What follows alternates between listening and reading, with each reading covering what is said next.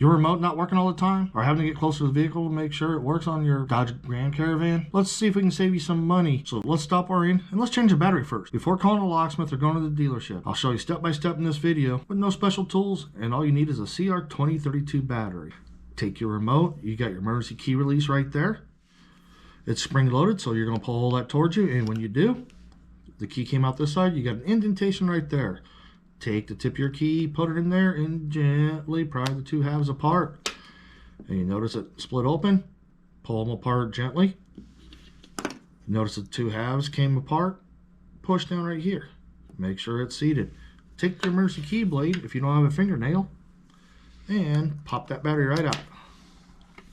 Now, we're going to put a new battery in. I use these. A good quality name. This is not product placement nor a sponsorship.